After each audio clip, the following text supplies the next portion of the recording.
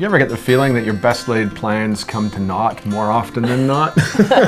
Always. We like to get a video out at least every couple of weeks, but so far this month, life has been really busy and full on, and this has just fallen by the wayside. But here we are, friends. We're here to give you a little update and talk about 3 things that we've been involved in recently. 2 involved birthdays and 1, a wedding. Yes. Okay, so I'll begin with telling about a surprise birthday party that I was invited to cater. I teach at our community academy, which has a culinary club, and they love to showcase their skills at different events. So after several days of work, I went with the team out to the reservoir, which has a beautiful pavilion overlooking the water. That's Copeton Dam. If you happen to be in the New England, look it up. Yeah. Gorgeous place.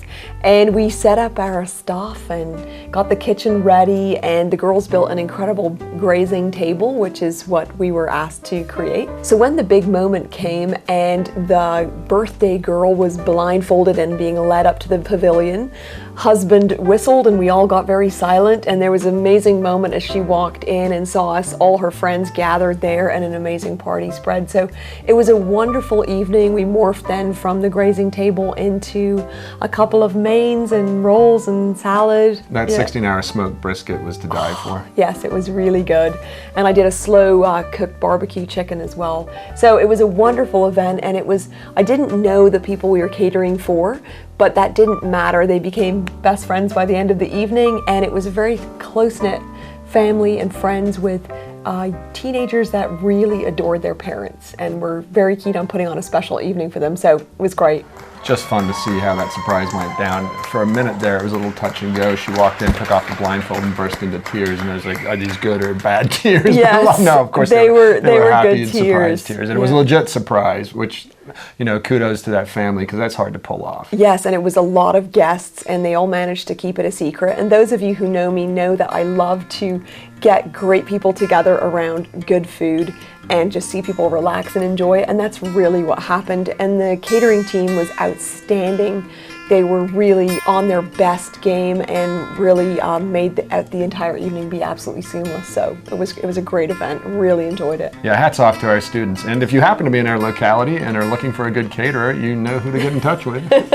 So while we're on the theme of birthdays, let's talk a little bit about our dear friend Rosemary Breen. Some of you may remember her from a video we did a while back, the grandma in Inverell who never locks her home, and how she has such a heart for people in difficulty, for refugees, and such a welcoming person in our wider community. Anyway, she turned 85 on Sunday, and we hosted a party for her. And she didn't know how many people were going to arrive for this party, so it had a bit of a surprise element as well. Rosemary has been a big part of our lives and the lives of our sons and Chris's parents for many years. So she's been throwing parties for our boys for years and seen them grow up.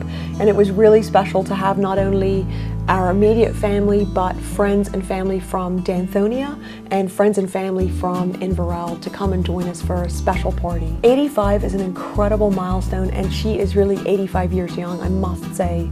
And so beautiful to see Rosemary and your mom reunited after all these years. They're both widows who are choosing to really live their lives very fully and honoring their late husbands by the way that they live with open hearts and open doors. Both examples of service, and also just a lot of good down-home humor. And lots of spite and malice. They play that game by the hour. I need to learn it. Or not. Okay, so for our third event, we're going to tell you a little bit about the wedding that happened here also on Sunday, and that was between a young man named Keith and his bride Felicity. And Keith is a former student of yours. He was in our high school youth group when we were youth counselors some years back. And we have a lot of shared history and fun times together. And Felicity's parents are well known and loved by my family, lived together for years overseas. So it was great to host them here at our community in the weeks leading up to the wedding, and lots of festivities, lots of times of shared joy as a community. And then Sunday was really an acclamation and a proclamation of the love these two have in each other, and them founding their union in Christ under the church and promising faithfulness to each other for life.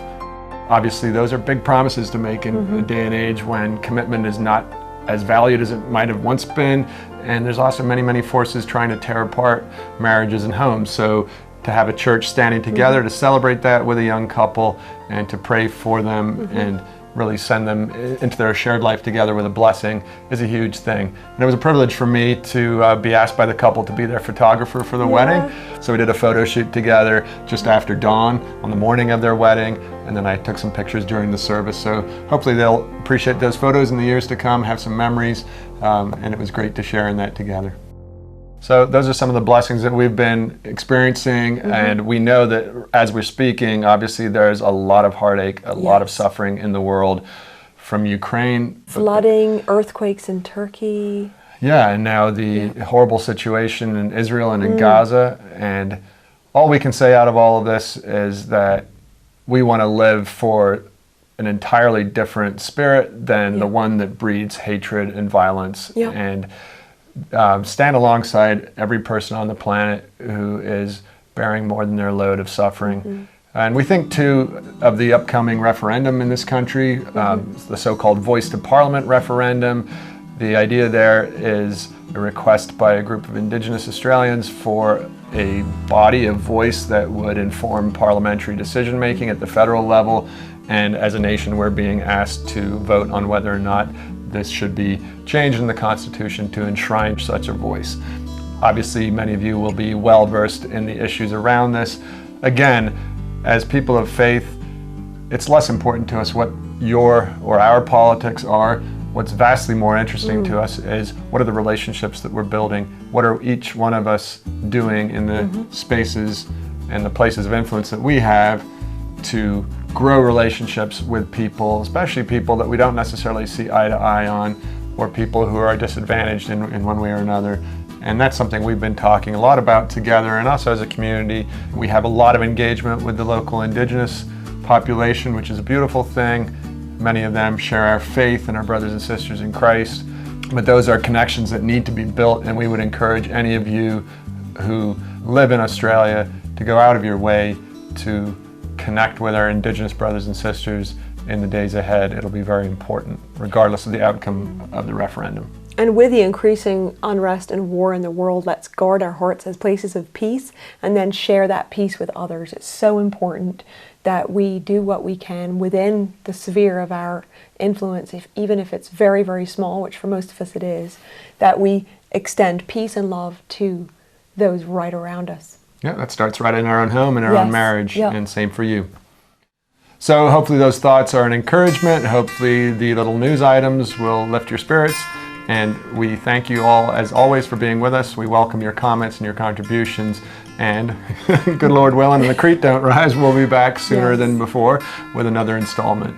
Talk soon. Yeah, and God bless you all. God bless.